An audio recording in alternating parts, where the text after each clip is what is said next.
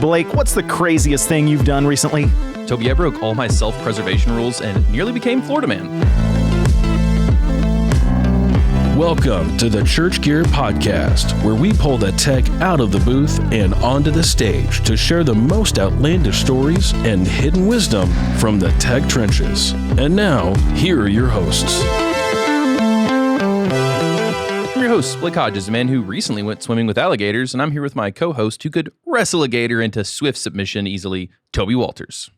So I'm trying to imagine you, first of all, swimming. I mean, we've decided that you were buoyant, right? Well, fat floats, bro. Yes, exactly. So did you have like a cocktail on your belly and floating, and all of a sudden an alligator came up next to you, or what's going on here? So my buddy Joel, we went to Jacksonville, and he's like, yeah, we can go kayaking in the springs, and it's great. And I was like, that sounds cool, but we're in Florida. And he goes, oh, there's technically alligator signs, but I've never seen one.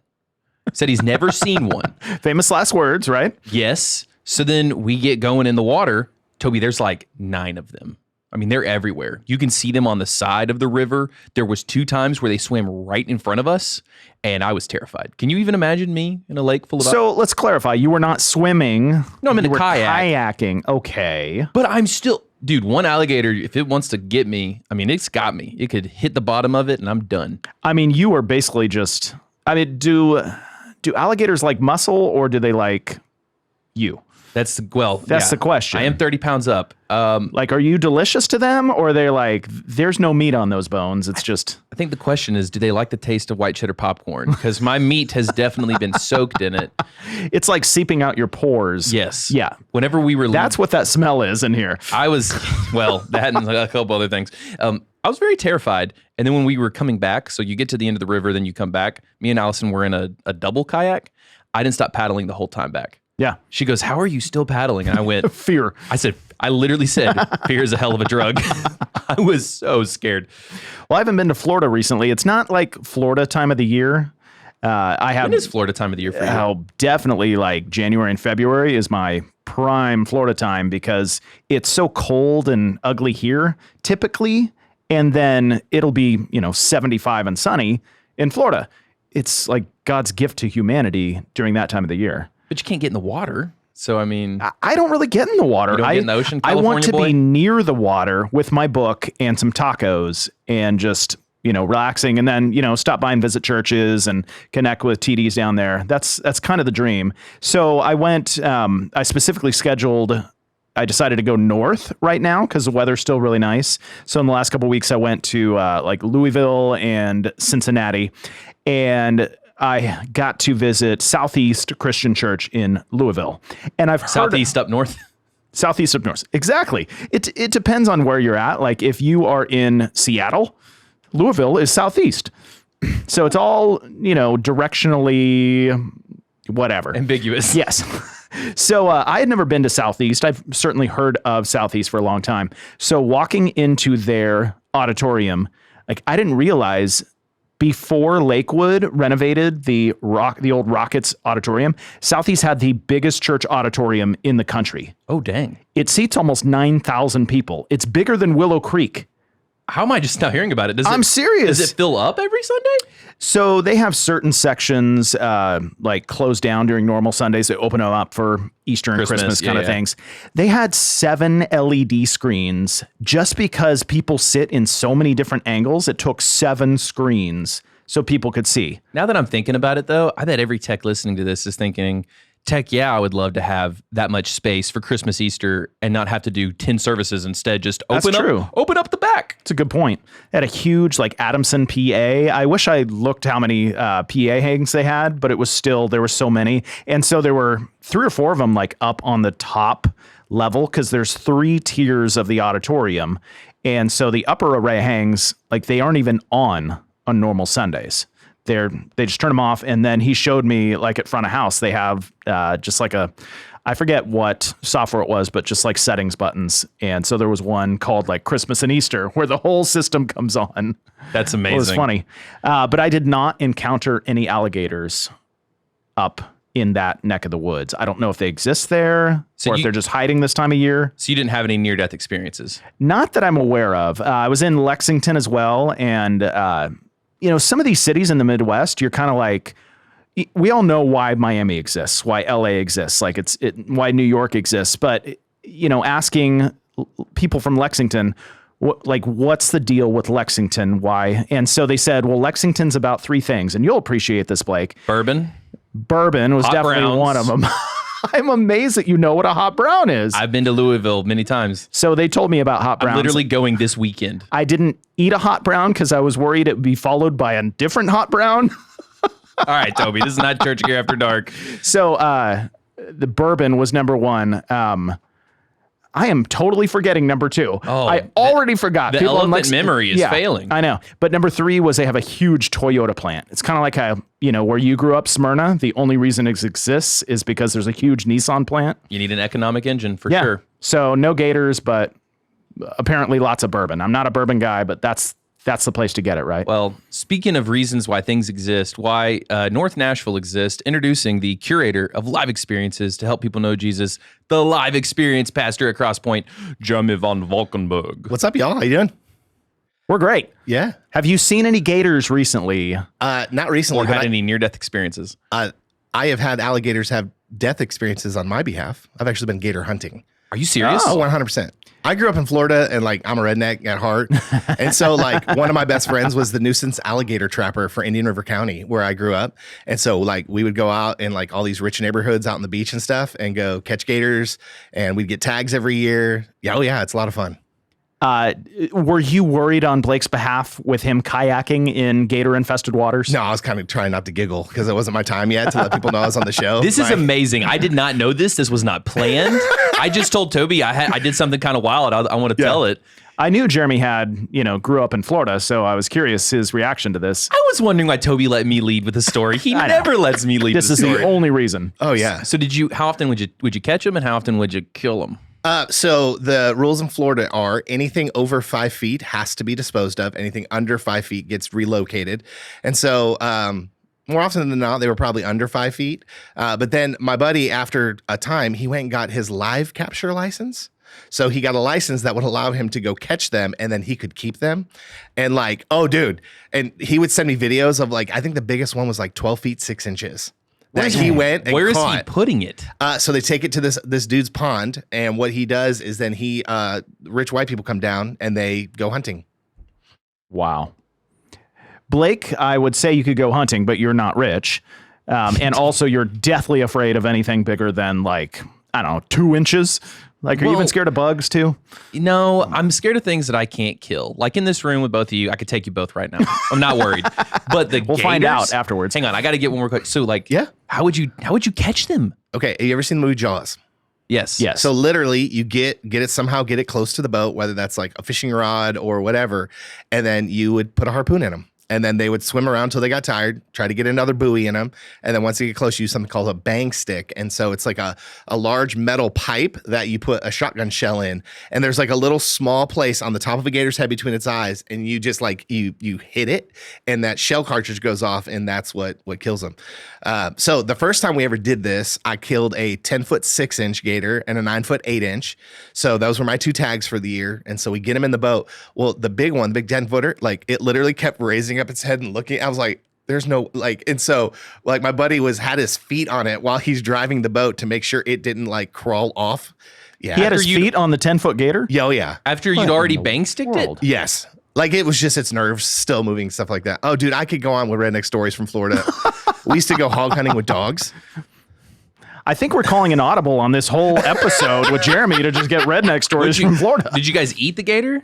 Was it good? So he would sell gator meat is good. It's really hard to process. So he would sell skulls, and he would sell the hides for handbags and stuff.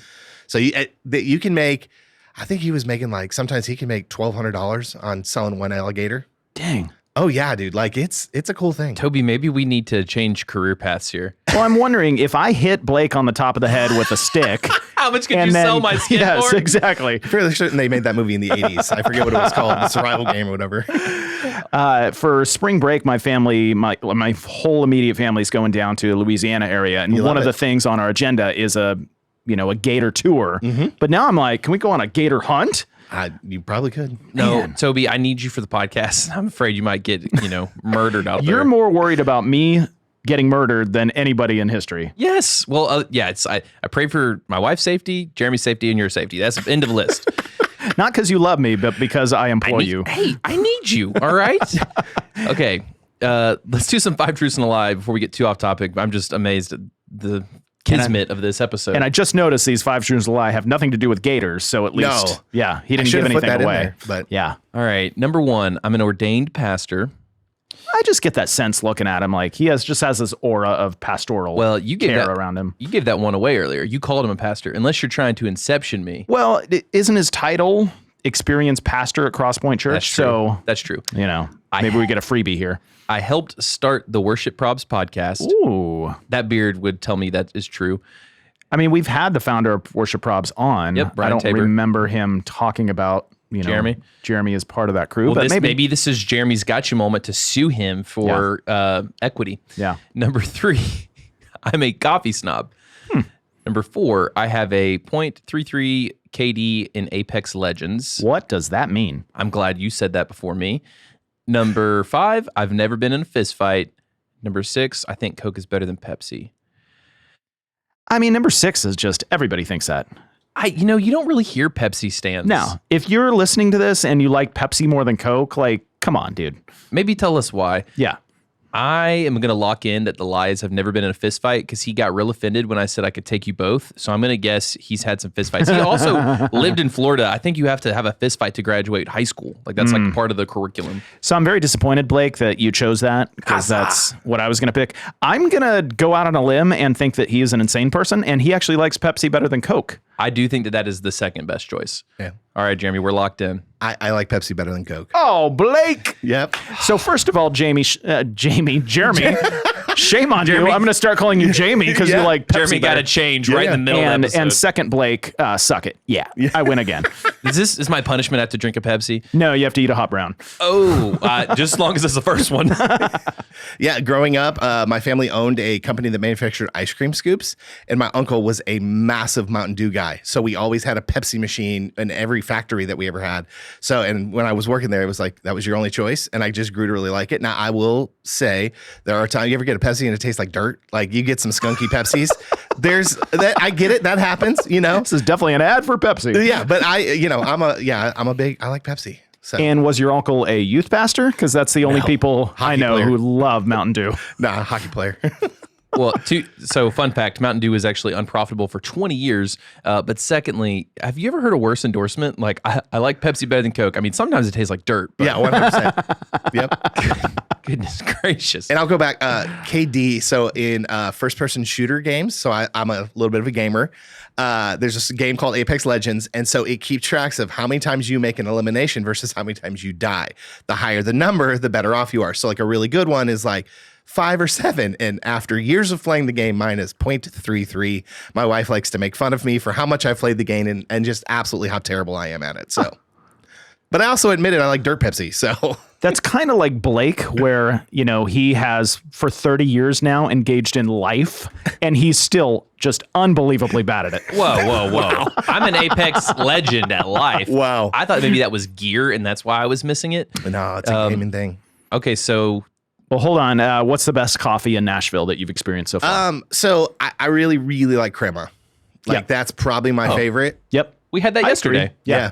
But since coming to Nashville, I'm now like, I'm pour over guy at home. I'm grinding my own beans. Like even my wife, and she's going to kill me when I tell her, like forever, she's been like, oh, there's no difference in Folgers. I love my Folgers. And so I start making these pour overs for her every morning. Right. Yep. And on a Sunday, I just was up too early, so I couldn't make it for her. And so I just texted her. I'm like, hey, how was the Folgers today? She goes, I hate you. Folgers sucks. Don't ever bring this up. Folgers is the Pepsi of coffee. Sometimes it tastes like dirt. Yeah.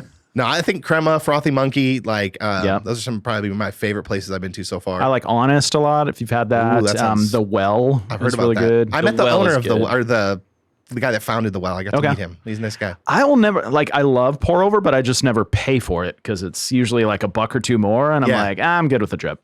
Yeah. I kind of like black coffee, and I'm like old enough now that I crave coffee and soup. I can't explain the soup part. Soup. Like, but I'm like, I'm almost 45. Dirty And so, yeah. And so like, I just, since moving here, I'm like, if it's not good coffee, I don't want nothing to do with it. So He went from alligator killer to old person eating soup real fast. I mean, I've been a lot of things in my life, man. God has just kind of taken me on a super crazy journey. So And speaking of crazy journey, Brian Tabor just called in and said BS that he's the only worship probs OG. No. So tell us about that. Oh, so years ago, we were at the Experience Conference, and Brian and I both served on the leadership team for it. And we had just had a relationship growing, and he was like, "Hey, man, I see you follow." At the time, it was a different name for his whole thing, and I was like, "Yeah, dude, that's one of my favorite accounts. The memes are hilarious." And he goes, "It's me," and I was like, "Yeah, okay, no, it's not." Because if you like meet Brian, you're just like, he's just like your typical dude, right? Yeah. But then he opens up Instagram. I was like, "Oh my gosh, it's actually you!" And so I knew about it for about a year, and he's like, "Hey, I'm trying to start a podcast," and I was like, "Well, I've actually hosted some podcasts. I know how to do the whole thing. You want me to do it with you?" And we thought it'd be really fun to have like conversations between a worship leader and a production leader of, what does this look like to do together? So I did, I think, the first like 95 episodes with them before I transitioned out to Transformation Church, and I just didn't have the time to be able to commit to it anymore. But yeah, it was a really fun time getting to do that with Brian. So so worship probs we love. We also love Drinks on Consoles, if you follow them. Yes. And so Blake has forever wondered, and I'm not going to say who it is, but who does Drinks on Consoles, because that person has kept it under wraps. But a few of us at ChurchGear found out, and then this person just kept like teasing Blake over and over again. And it was like so obvious who it was at this point. And Blake was still like, I don't know who it is. we were at the MXU conference, and he was like, "Hey, man, we just chatted in person, and you didn't even know it was me." And I was like, he's messaging me on Instagram, and I'm just driving me crazy. Because like when I first started the ChurchGear account, I was like, who should we follow? And that was one of my first like favorite accounts. Oh, yeah. So we literally had that same moment then. Yeah, that's incredible. And if you hold on to that stuff, so Brian held on to that forever of who he actually was. So when we first started the podcast, I would pitch shift his voice down so that way you couldn't even, there was no way you could figure out who it was. Yep. And so we used it as a ploy, like, if you'll help us get to, I think at the time it was like 50,000 followers or 100,000, I can't remember, like, then we'll do this big reveal. And so we ended up doing this big live stream with a big reveal and had a bunch of like former guests come on.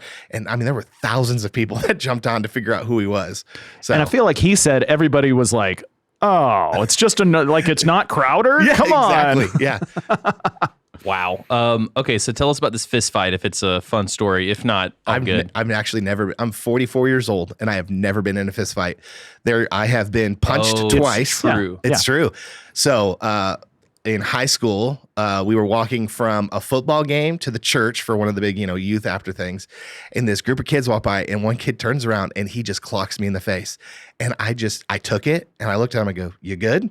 And he like went. And he ran away, and then I started crying after he left. But like, it was like, That is a turn the other cheek moment yeah, it right was there, just like, man. I'm not gonna fight. And then my brother hit me in the face one time, and I was like, "Do you feel better now?" And I've never hit anybody. I've never really been in a fight. Wow. Yeah. If we're like all geared up after this, it sounds like we can punch him in the face. And I've been in it's more very fist therapeutic. fights. Yeah, I've been in more fist fights than I could count. So I think I'm good. But when I turn the other cheek, I just put my butt in their face, and it tends to work pretty well. Yeah, your hot brown is very. Okay, I can see where Toby's on the outline, and he's scrolling, so I got to get this in before he cuts me off. I saw you're done. You're an ordained pastor. Yeah. We recently talked about that on the Church Tech Pay series, and there were some people who were going off in the comments on Really? one of our ads showing the Pay series. Yeah. This one guy was like, churches should never ordain tech people as pastors, and then crazy enough, this other tech pastor came in and they had a civil conversation. Yeah. So just I guess a question of how you became ordained and like what you thought of that whole topic. Absolutely. So a lot of my story is I thought I'd be a lead pastor. I never ever thought I would end up doing what I'm doing at this point in my life.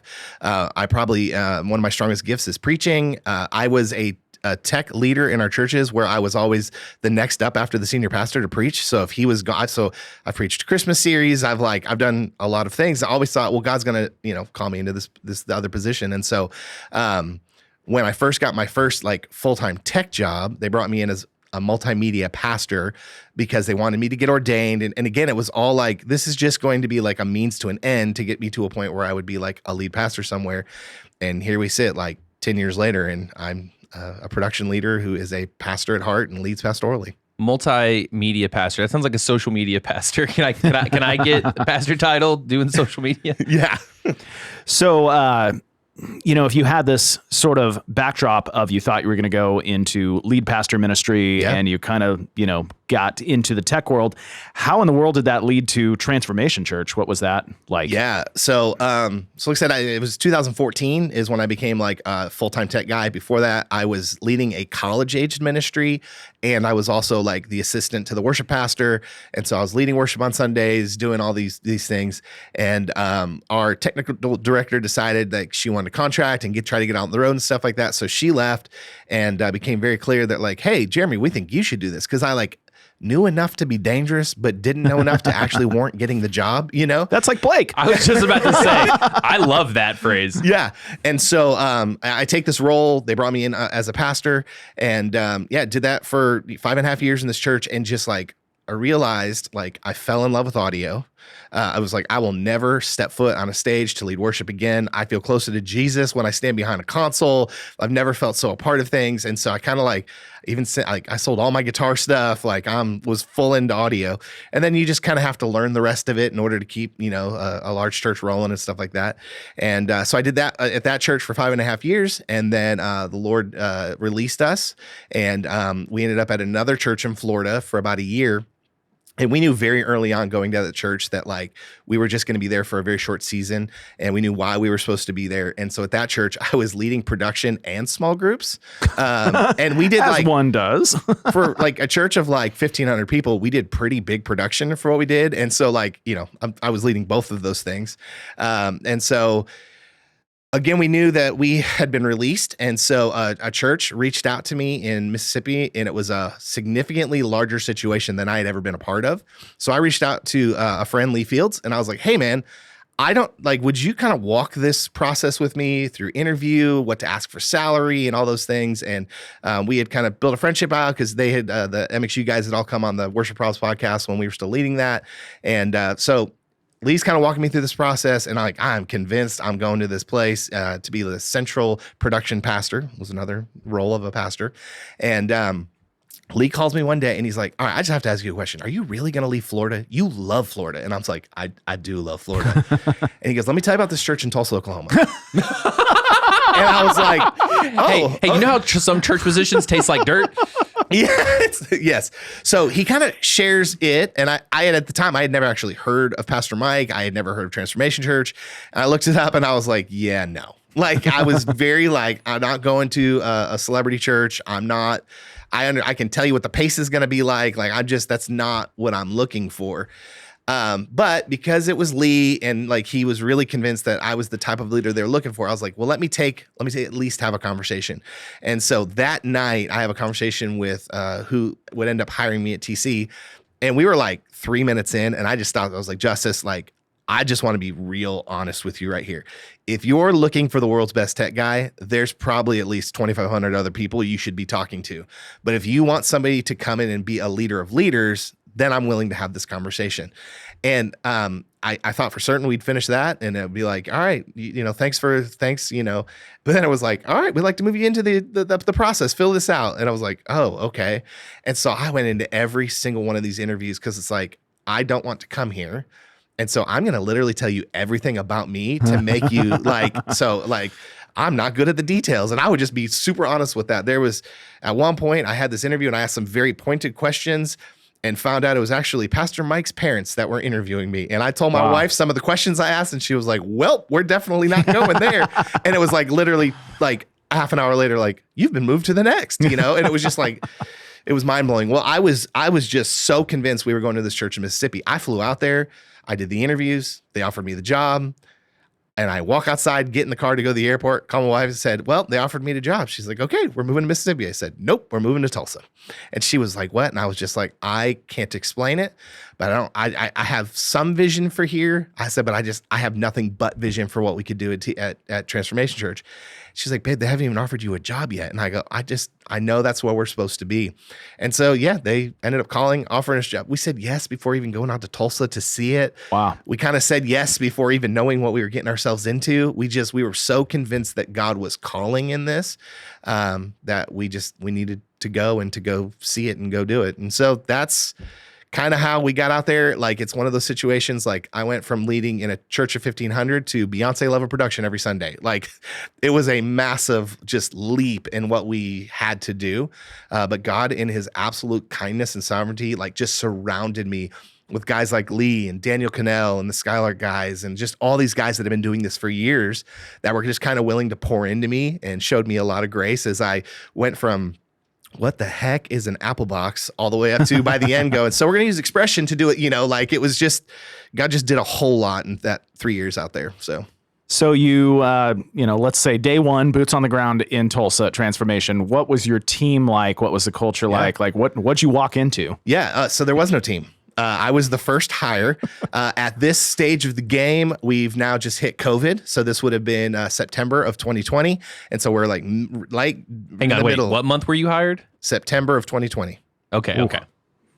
They made a wiser decision than I did in September of 2020. Oh, gotcha. He's sitting across from me. Hey. Okay. Okay. Hey, now.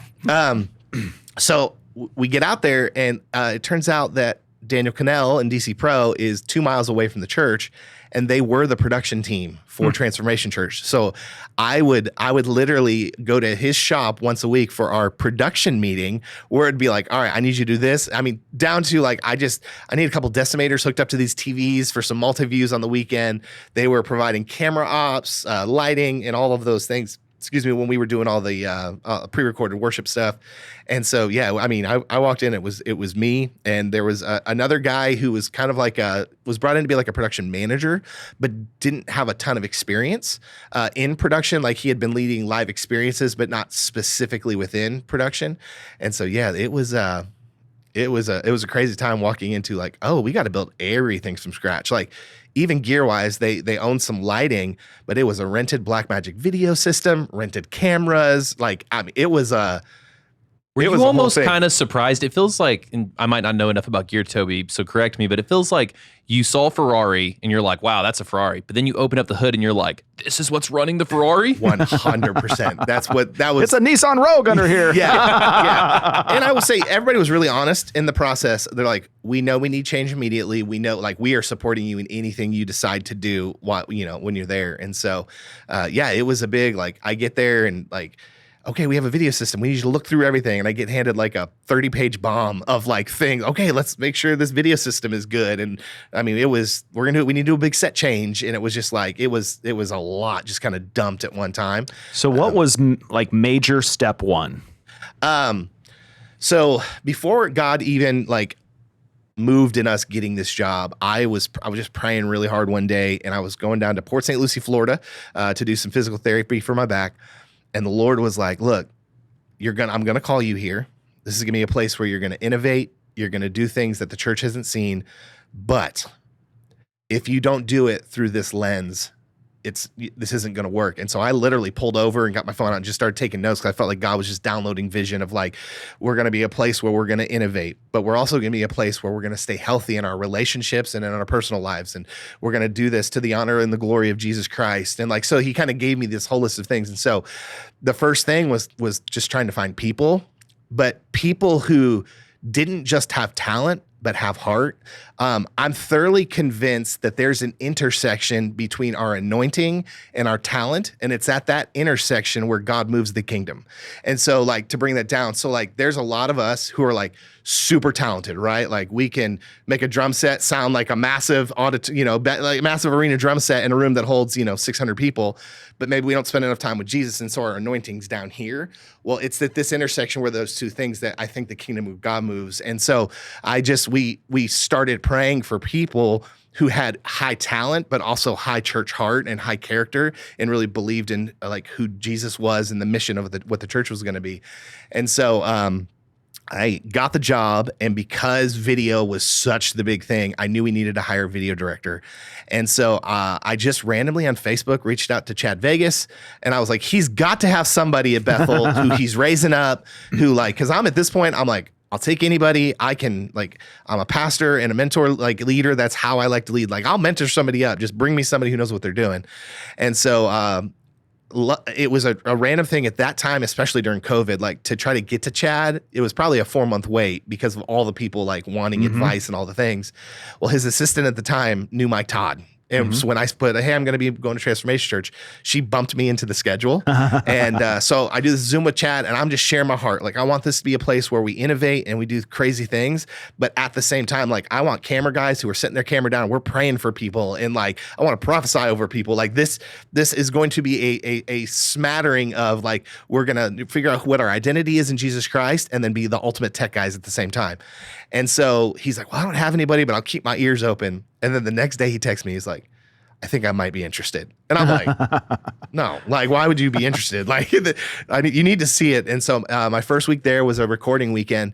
And so I brought Chad in to video direct for it because the guy we had had fallen through. And like, he walked in and he spent the weekend with us and was just like, I think God's calling us here. And so it took a 4-month-long process, but he ended up coming out. And so that was kind of the first big hire. And Chad was somebody who we all see what he does. And if you follow him on Instagram, like his heart for the Lord and the talent and the level of what you do stuff was just so high.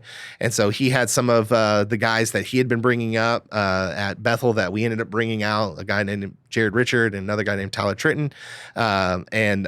From there we just kind of kept trying to build the team and grow as the new gear started coming in. And then we were closed for a real long time.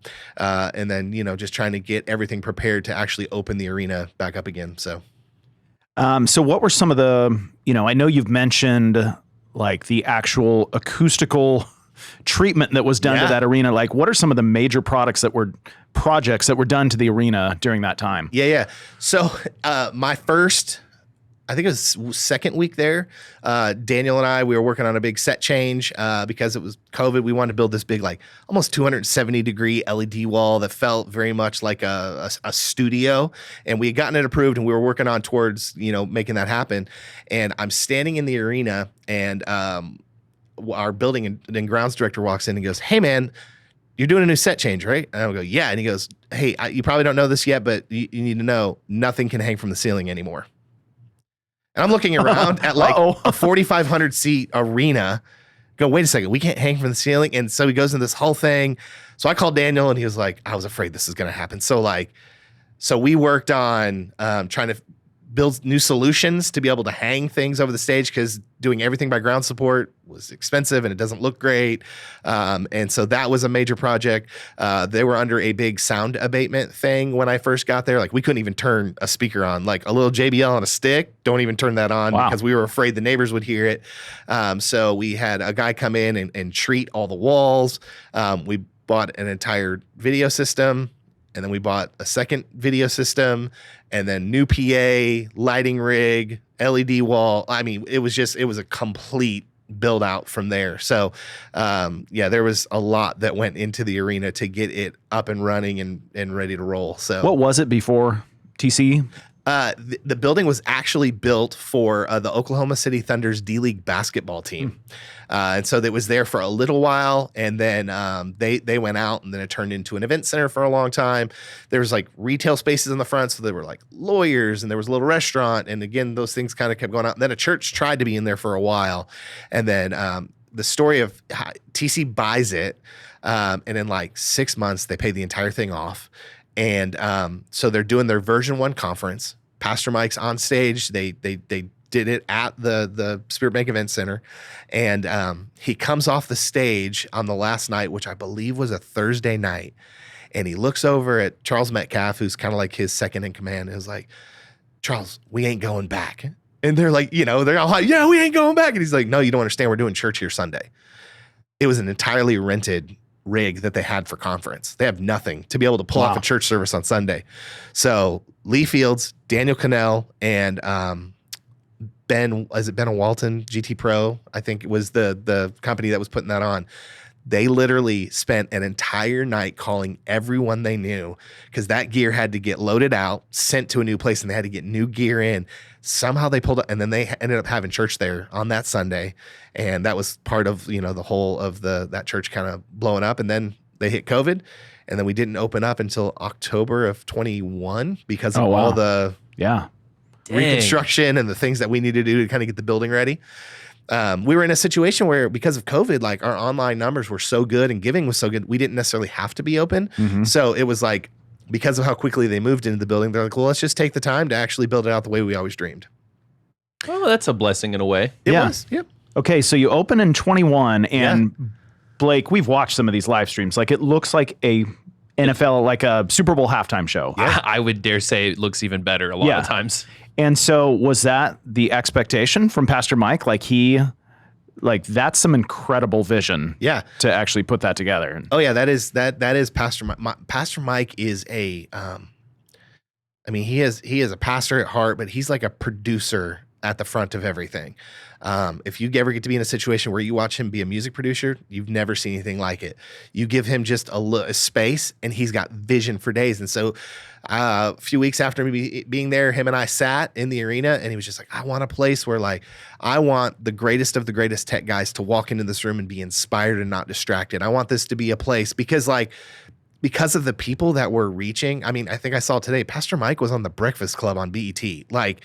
He's speaking to people who wouldn't normally step foot into a church, and God's given him this insane platform. And so he wanted to just create this space that would be the most just innovative and a place that had enough tech that we wanted the tech to outweigh his vision. And that's kind of saying something. You spend 10 minutes with him and you'll be inspired for the next 60 days.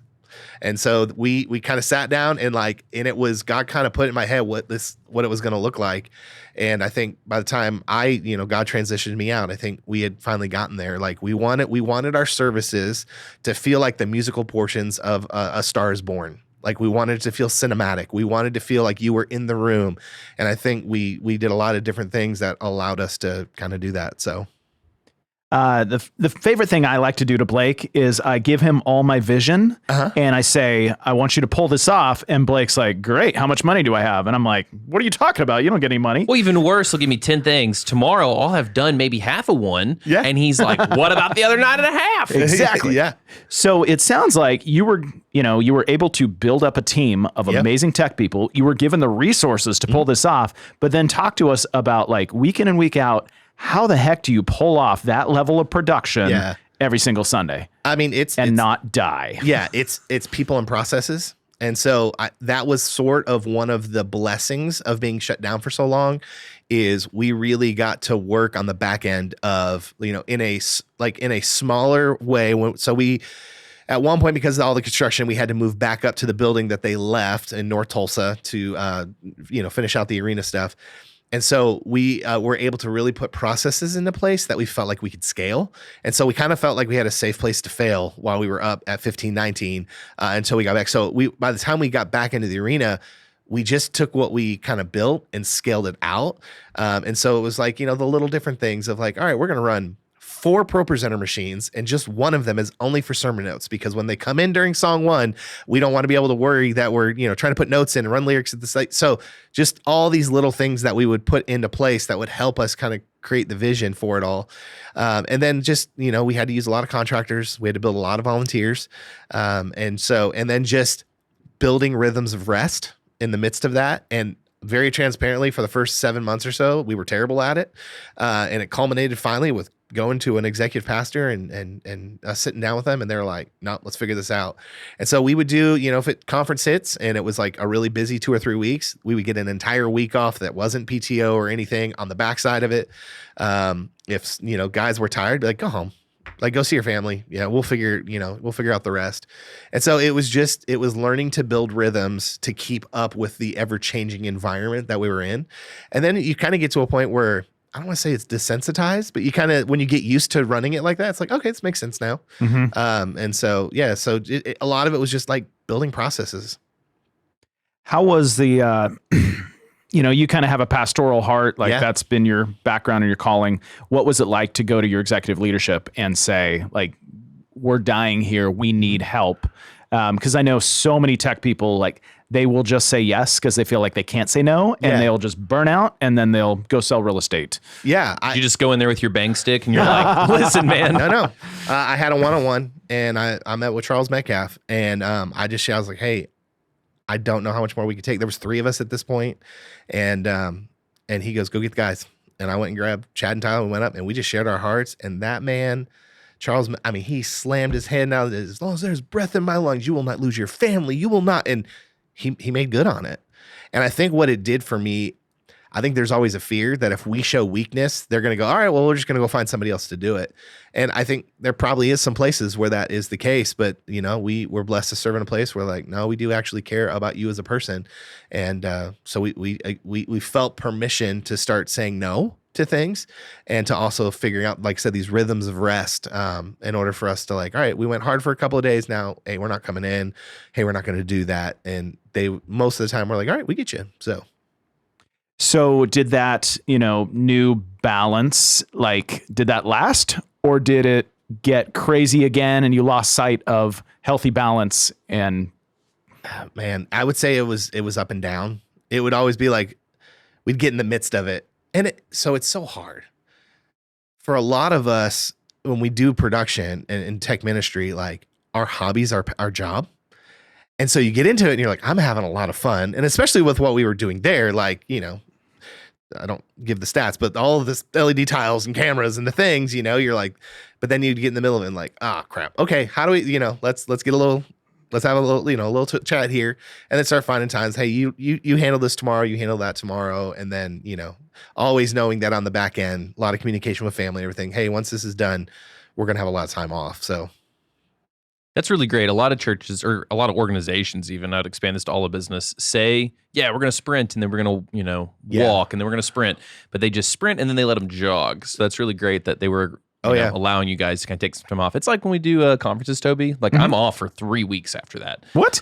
Are you hiring? We're hiring a new marketing director, apparently. Perpetually.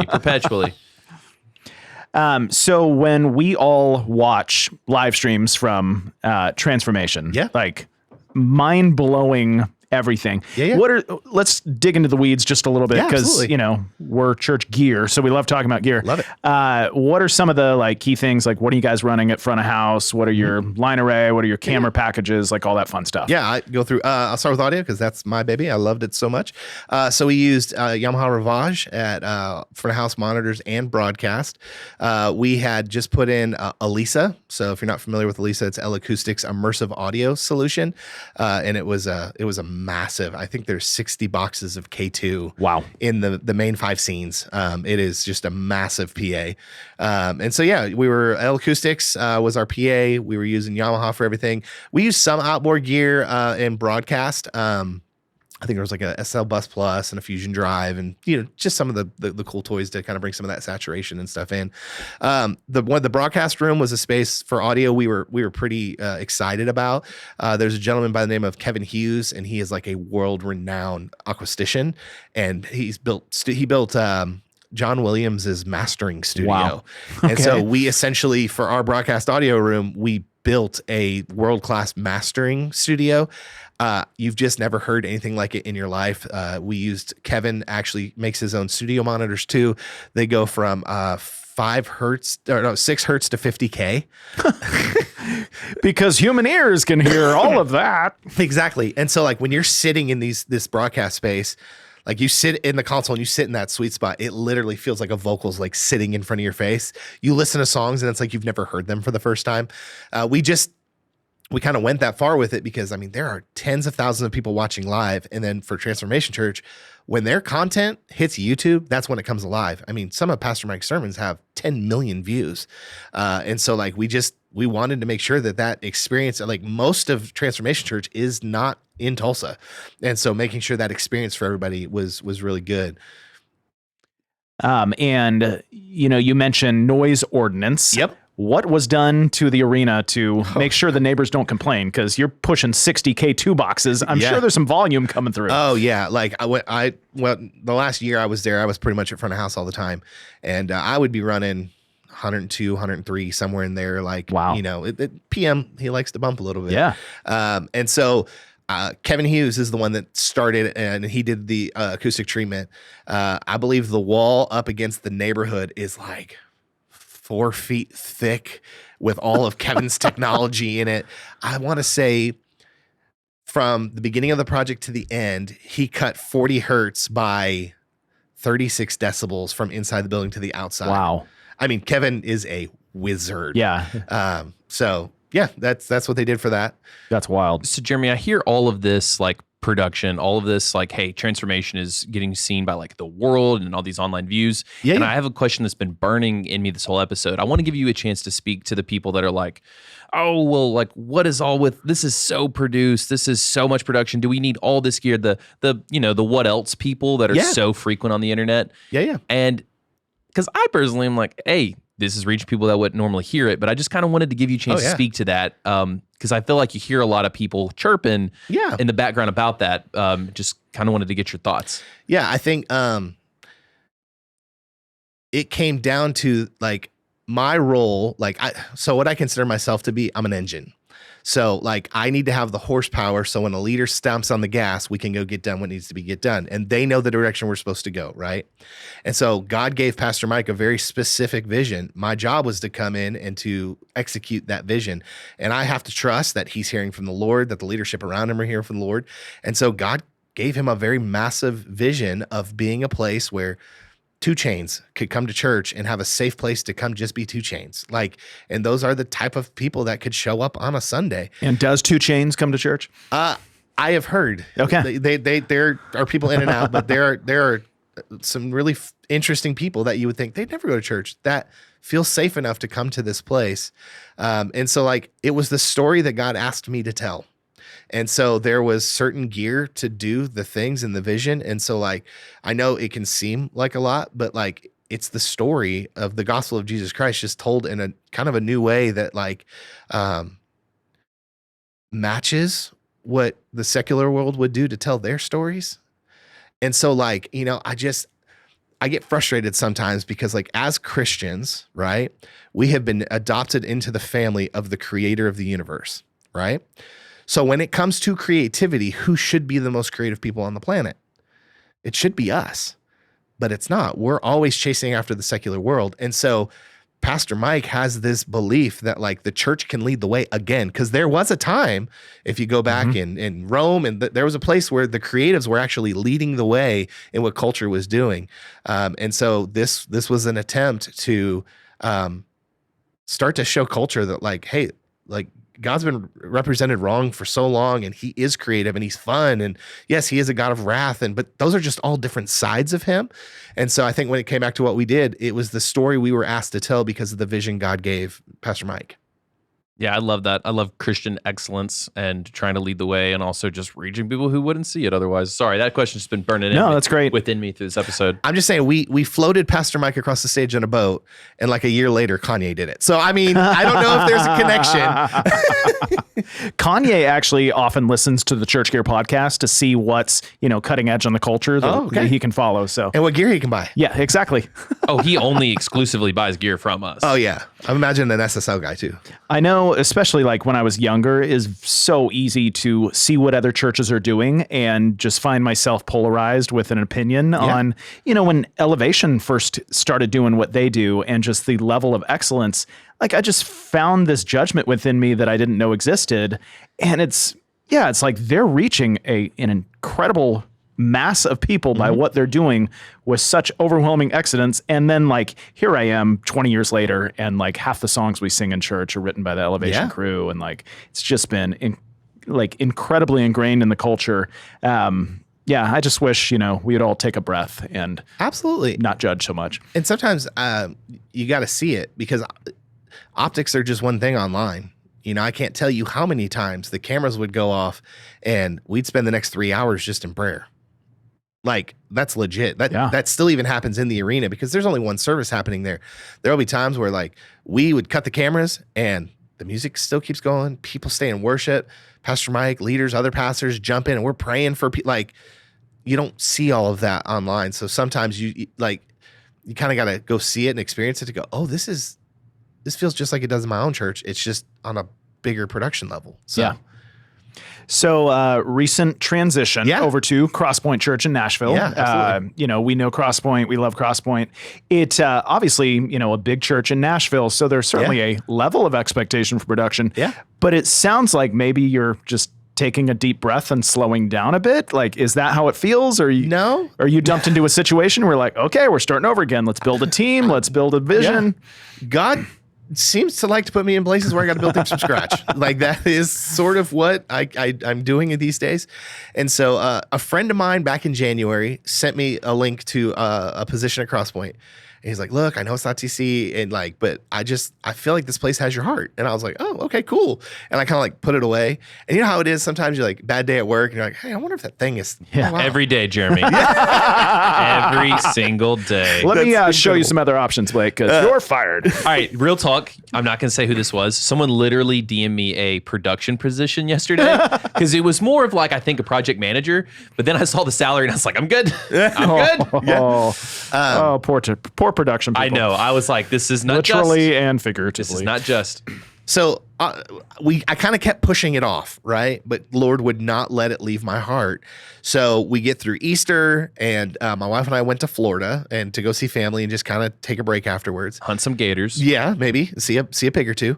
And so we were praying. He said that so casually. Totally, because he Florida, means man. it. In Florida, everything's trying to kill you. Like that's just the way it is. That's down what there. Blake says. Is Florida our Australia? That's what it is. 100%. That's our piece of Australia. Oh, the snakes, the spiders, like it's just everything. I'm done going to Florida.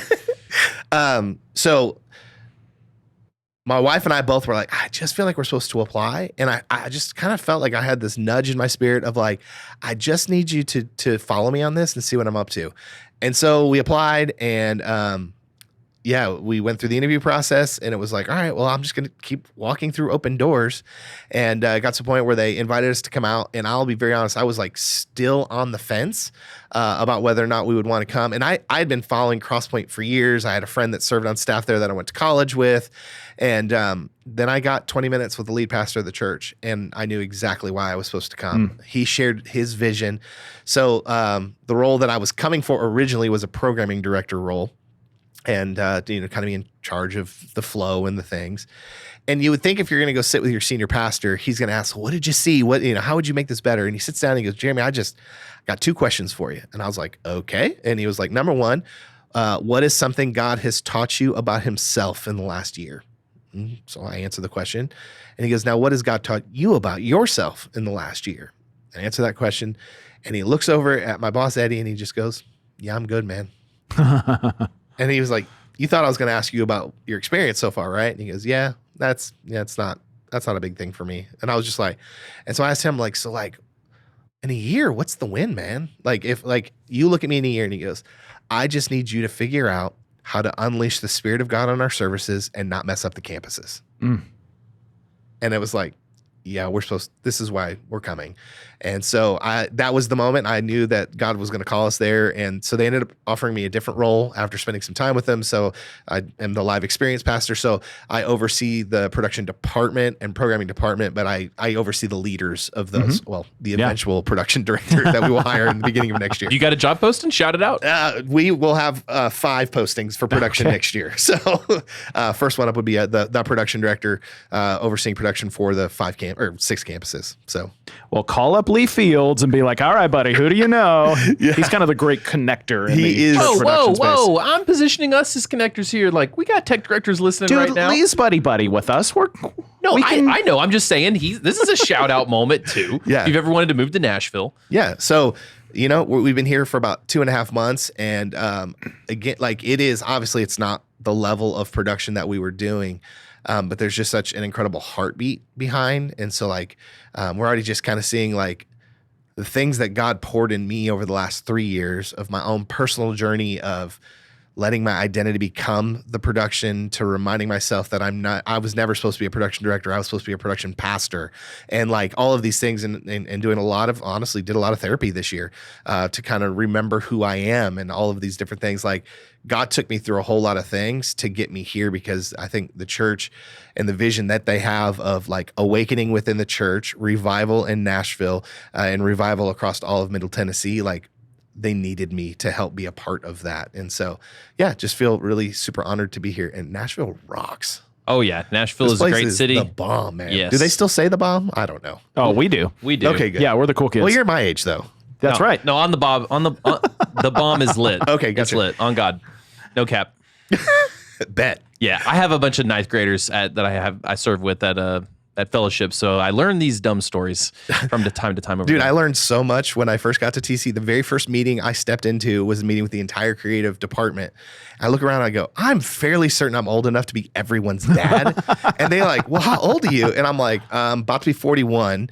And they all like talk amongst themselves and they're like, yep, you are old enough to be everyone's dad in this room. So It's a weird thing getting older. I had a week where I talked to a 23-year-old and a 24-year-old back-to-back days, like had meetings with them, and I was like, this is weird because I'm 30. Yeah. It's like they're too much younger than me. I Yeah. don't like it. Grandpa Toby, how do you feel getting older? Tired. I just want some soup.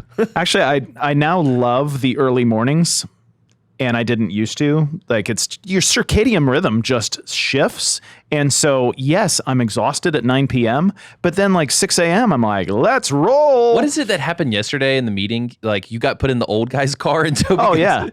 Yeah, it was like me, Frank, and Doug were going to go to Costco for our leadership retreat. And somebody made the joke like, oh, all the old guys are going. I'm like, how did I get in the old guys? That's like you embraced Grandpa Toby They're too much. both over 50, and I'm like early 40s is what I'll Toby, argue. sometimes when I wake up at 5 a.m. to take a pee before I go back to sleep, I think to myself, oh, I bet Toby's reading his book right now on his porch. And then I go back to sleep. That's my happy spot. Okay, well, speaking of a not happy spot, Jeremy, tell us a time when everything went wrong. Tell us, we Yes. love a good disaster story here. Give it. It could be from any church you've ever worked at. Could be, that time you fell off the boat when you were fighting that gator. Time your brother punched you in the face, whatever. But I took it like a champ. I mean, I mean, you still got the black eye, but yeah. So if you remember when I talked about first getting to TC, we were getting ready to do a set change. I'm looking through a massive video system. There's no staff, whatever. So we were supposed to do this 7 nights of prayer and fasting. So it's 7 live streams in a row. And so there really wasn't a place to do these. So they were coming up with an auxiliary place to have this live stream from.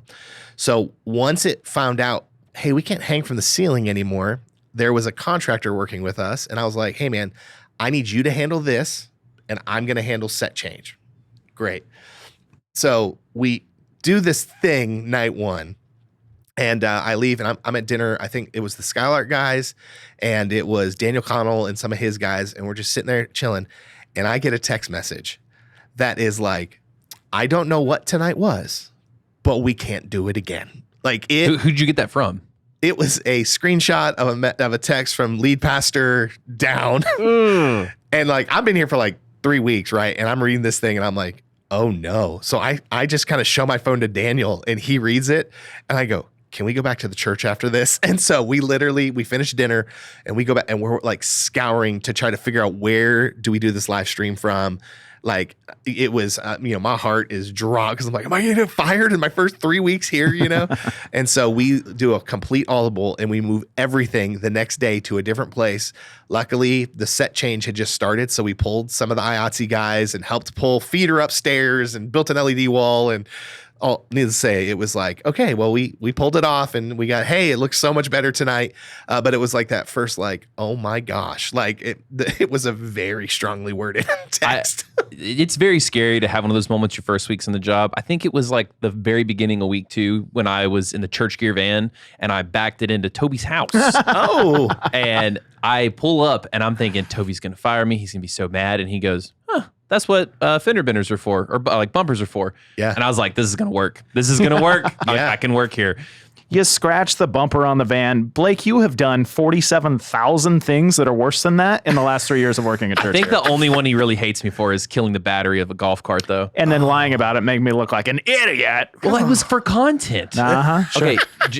I still don't know that I understand the origin though of the disaster story. Is it just looked bad? Is that what they were saying? it was all bad. Lighting was bad. Okay. Audio was bad. Like the whole thing was bad. And it did, in hindsight, I didn't spend enough time vetting it because we were doing all of the other things. And so it was warranted. But it was just like, it came down really, it was the first time I realized the level of expectation. because it's like, okay, this isn't 500 people watching. There are 20,000 people logging onto this prayer, and then when you start to think like, oh, that's Bridgestone. Yeah. You know what I mean? You're like, okay, so it kind of did two things, and we probably don't have time for two, but for one, it was like to understand the expectation level. And it was also the first time that I realized, maybe the leader I'm called to be isn't who they need me to be here. And so that's when I began changing like who I was as a leader.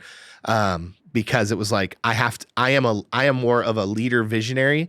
There are much better executors than I am. I had to force myself to become an executor. And was kind of the downfall of when I started to take my identity and place it into like what I did rather than just like whose I was. So, and like I said, that's probably a longer conversation over lunch somewhere, but getting a text message saying, whatever this is, we cannot do that again. That's intense. Toby sends me pictures of my face every week and says that to me. That's the edited version of what it said. So, oh, dang. Yeah. Pictures of your face. And I'm like, no, this is not good enough. Be better. Yeah. Working on it. I'm working on it, boss. Don't fire me. You were in week 3 there. I'm in year 3 here. Okay. Jeremy, give us a tech takeaway, man. I feel like you've already given us so much good stuff on identity and these like amazing different, stories and moments you've had throughout your career already. But like, what would you say to a room full of tech directors to kind of, send them out on this episode and encourage them or give them a little nugget of wisdom? Yeah. It's a lot. It's always going to come back to identity for me. And so sort of twofold. One, like your identity matters. Like you are not the tech that you use. And this is a big thing I like to harp on, but like production, we're on a pass or fail scale, right? Like you did awesome or you stunk. Like a singer can come in, sing some wrong notes. Like, oh, well, they were at Disneyland and maybe, screamed too much on the roller coasters. For us, we miss a slide and it's like, what happened? So we try to get so good at what we do that we forget who we are in the midst. And then I think a lot of times church leaders, our services are distraction free. We're a little concerned about the tech team, but hey, it's good, And so like, getting people to realize like you are God's first, you are God's choice, you're his best. And if you operate out of that, the rest of it kind of flows. And so that's sort of a big thing for me. And then the other thing is like theology and therapy matter. It's one thing to read the word and like learn about your identity and how to deal with, 12-year-old Jeremy and all the different things that caused me to react the way that I do now. But actually getting in and talking to someone has been the greatest thing that I've ever did for my life and my ministry. So I've spent a lot of time over the last 2 years in therapy and just kind of working through the identity issues. There was actually a point, I think it was this year, where like I had realized I was putting all of my value in the job title that I held. And so at one point I was the production director for Transformation Church. There's not many other places that I could go to have a job title that would give me more identity than that. And I realized like I'd been jacking my wife around for 10 years trying to figure out who I am and what my worth was. And so I had to go to my wife and I got down on my hands and I apologized to her. And just like, I'm sorry that I have spent so long trying to find my value in all these things and not realizing like I was already valuable to begin with Christ. And so, yeah, I would say theology and therapy go hand in hand and just like figure out your identity in who you are. Man, that is so good. Yes. I used to be a big title guy myself. So totally relate. Yeah. Totally relate. That's really good. Well, man, Jeremy, we can't thank you enough for coming on the show. You got anything you want to plug? Any other job postings? Anything else you want to shout out? So we'll be looking for a production director, lighting designer, 2 AVL techs, production. Oh my gosh. Live experience coordinator, and a next gen production manager. So hit me up, Instagram. All those are like someone could apply right now. Like we could. They're coming. Okay. But if somebody started to text me now and we thought there was an interesting conversation there, I could probably make something happen. All right. Well, hopefully. You heard Eddie, it here I hope first. you're listening. Eddie who? My boss. Oh. All right. Yeah. Hit up Jeremy von Valkenburg on Instagram. We'll put him in the show notes. Thanks for coming on, man. Yeah. Thanks for having me. Thanks for hanging out with us. We hope to see you back next week for more absurd stories, tech takeaways, and overall buffoonery here at the ChurchGear Studios. Okay, Blake.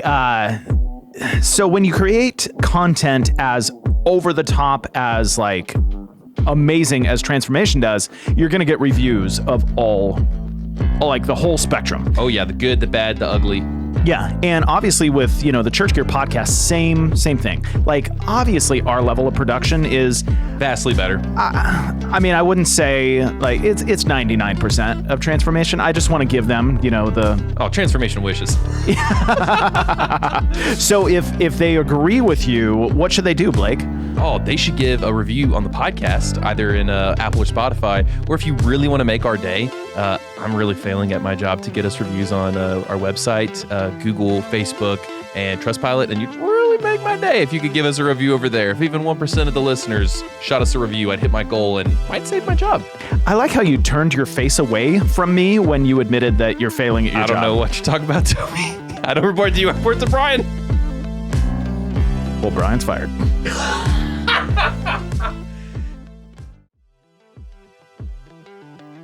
Hi, my name is Brian, and this is 60 Seconds of Prime Dialogue. I often ask people, if you don't know where you're going, how do you know when you get there? This is how I define purpose, the destination, where you want to go. Let me ask you a question. How often do you plan a vacation without picking the destination first? Just launch yourself from home and hope for the best?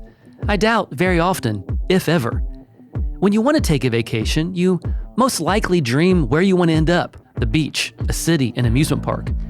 If we don't do that for a vacation, then why do we do it for our lives or for our business? Do you create a life with purpose, choosing where you want to end up before starting? Do you create purpose in your business, knowing where you want your business to go before you begin? What is your purpose? I invite you to check out primedialogue.com to learn more.